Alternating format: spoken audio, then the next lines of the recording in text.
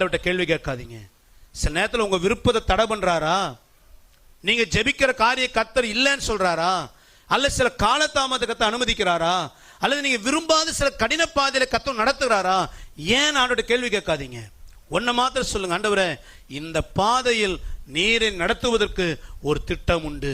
தாவீது ஆண்டவர்கிட்ட முறுமுறுக்கல, என் அண்ணன்மாரெல்லாம் நல்லா இருக்கிறான், மிலிட்டரி கவர்மெண்ட் ஜாப், நான் மாத்திரம் இந்த ஆடு மேய்ச்சிக்கிட்டு ஒரு நல்ல துணி கூட போடாம சுத்துறேன். ஆண்டவரை கேள்வி கேட்கல தாவீது, ஆண்டவரை முறுமுறுக்கல.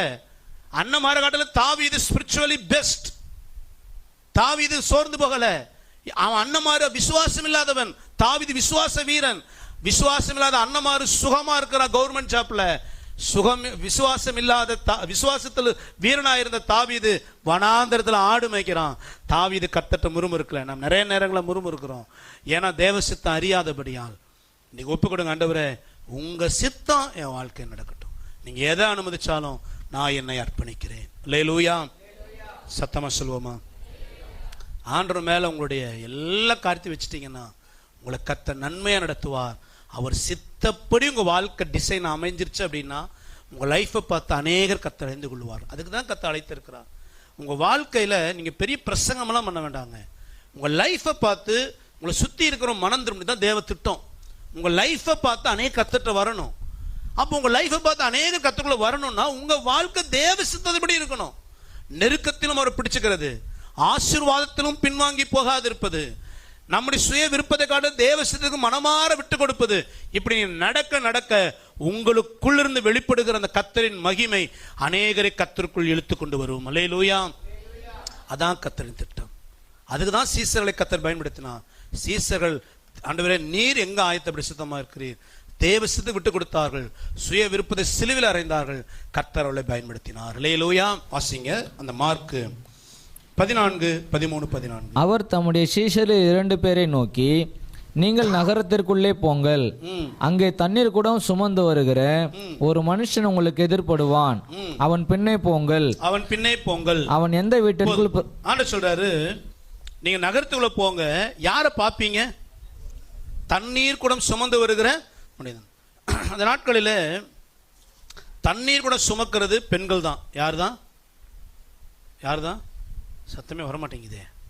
இப்பெல்லாம் அப்படி இல்லைப்பா, நான் தான் அந்த நாட்கள்னு சொல்லிட்டேன். இப்பெல்லாம் வந்து ஆண் என்றும் இல்லை பெண் என்றும் இல்லை, யார் எதை செய்யறாங்கன்னு இப்போ வரைமுறை இல்லை. சரி, அது காலத்தினுடைய கட்டாயம்னு வச்சுக்கோங்களேன். ஆனா அன்னைக்கு தண்ணி கூட சுமக்கிறது யாரு? பெண்கள் தான். ஊருக்குள்ள போறாங்க அப்படின்னா அந்த என்ட்ரன்ஸ்ல இருந்து, அதனாலதான் எலேசர் வந்து கிணத்தண்டை நின்று ஏன் ஜோம் பண்ணாருன்னா, தண்ணி பிடிக்க யார் தான் வருவா? லேடிஸ் தான் வருவான். இவன் எஜமானுக்கு பொண்ணு பார்க்க வந்திருக்கிறார், அங்கேயும் செலக்ட் பண்ணிடலாம்னு முடிவு பண்ணிட்டார். அப்ப தண்ணீர் கூட சுமக்கிறது பெண்கள். ஆனா ஆண்டு சொல்ற தண்ணீர் கூட சுமக்கிற மனிதனை காண்பாய் அப்படின்னா, யார் ஆண்கள் எந்த மனுஷன் தண்ணி கூட சுமப்பான்னா, ஒரு அடிமையா இருக்கிற மனிதன் தான் தண்ணி கூட சுமப்பான். அடிமை இல்லாத ஒரு யூதன் தன் வீட்டுக்காக தண்ணி கூட என்ன செய்ய மாட்டான்? சுமக்க மாட்டான். அப்போ இவங்க 2 பேர், இந்த 2 சீசல் கர்த்தர் அனுப்பும்போது அவன் ஊருக்குள்ள போகும்போது நிறைய பெண்கள் தண்ணீர் கூட சுமந்துட்டு போறாங்க துறவுல இருந்து. இப்ப யாரை தேடுறாங்க? தண்ணீர் கூட சுமக்கிற ஒரு மனிதனை தேடுகிறார்கள். அந்த மனிதன் பின்னாடி என்ன செய்யறாங்க இவங்க? ஃபாலோ. இதான் மனுஷனுக்கு தெரியுமா? தண்ணீர் கூட சுமக்கிறது தெரியுமா? கர்த்தர் என்ன சொன்னாரு? அவன் பின்னாடி போங்கன்னு சொன்னாரு, அட்ரஸ் கேட்க சொல்லல. நாம அந்த சில நேரங்களில் அவசரப்பட்டு இவன் பின்னாடி எவ்வளவு நேரம் போயிட்டு இருக்கு, தம்பி உங்க ஓனர் பேர் என்னடா, ஃபோன் நம்பர் கூட, உடனே அவங்க முன்னாடி இங்கே போய் நிற்போம். நிறைய நாள் இப்படி அவசரப்பட்டு செஞ்சுதான் ஆர்வ கோளாறுல நிறைய பிரச்சனையை நாம உருவாக்கிக்கிட்டோம். சீசல் ஆண்ட சொன்னாரு, அவன் பின்னாடி போனாரு. இவனும் சைலண்டா பின்னாடி, இவன் பின்னாடி இவன் வர்றத அந்த குடம் சுமந்து போறவனுக்கு தெரியாது. அவன் நேர வீட்டுக்குள்ள எப்பவும் போல் வழக்கம் போல தண்ணி கொண்டு போறான். அப்பவும் இவனுக்கு தெரியாது, நான் இவர்களுக்கு வழிகாட்டுகிற ஒரு பாத்திரம் என்பதை தண்ணீர் கூட சுமந்த மனிதனுக்கு தெரியாது.